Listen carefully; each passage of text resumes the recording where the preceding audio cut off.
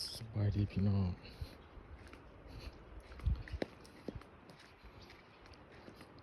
หนึ่งสางถาวก็เลยลง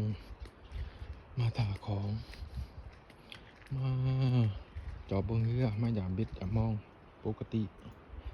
ยังแรงยังคำยามตะวินไกลสิตกหลังจากเลิกเวียกเลิกงานก็สิประมาณนี้แหละแต่ละมือเป็นกิจกรรมประจำวันประมาณ4-5 โมงแรงหลังจากกลับจากเวียกจากงาน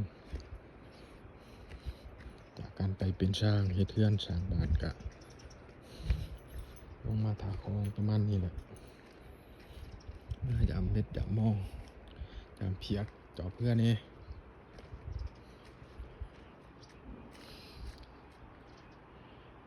อันนี้ก็เป็นทา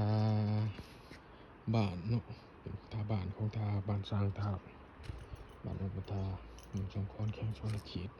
ทานี้เป็นทาผงพนังที่อันได้ยินคุณฮูเป็นแหล่งท่องเที่ยวเขต1ของเมือง2 คอนเนาะเป็นทาผงพนังสร้างนั่งมือหนาจะได้ตายจิพาเที่ยวพาชมสีถ่ายหูพี่ให้น้องเบิ้งมือนี่มาถาของนี่ก่อนเด็ที่แนมเห็นไปทางนั้นก็เป็นพี่น้องพังไทยบ้านบุงเจริญเนาะอำเภอขิมราชจังหวัดอุบลเชิงอยู่ตรงข้ามกันกับบ้านนงบทาเฮาแหละเป็นน้ำคลองเป็นเส้นเลือดใหญ่ของพ่อแม่ประชาชนที่อยู่ตามลำแม่น้ำอาศัยการหาอยู่หากินนะครับหาป่าอาศัยน้ำขึ้นมาสักมาหลากมาอาบนี่ก็สิเป็นเรือของพี่น้องประชาชน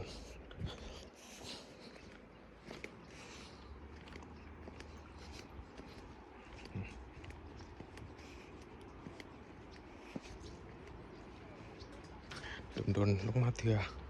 ก็ไปลงมาขมือดอก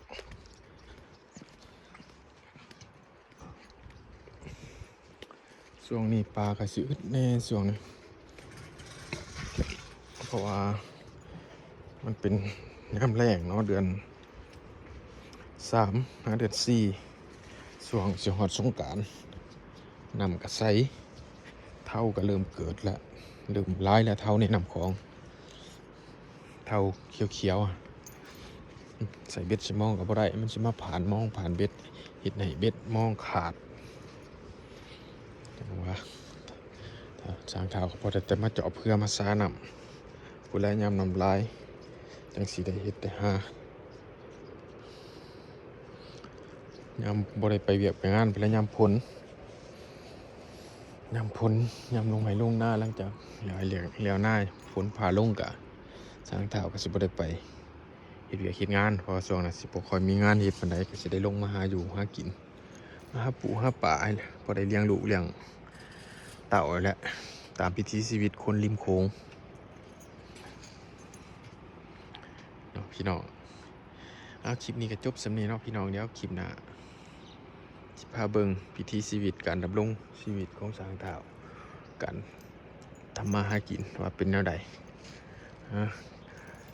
คลิปนี้ขอจบเนาะคลิปหน้าจังว่ากันไหมสบายดีพี่น้อง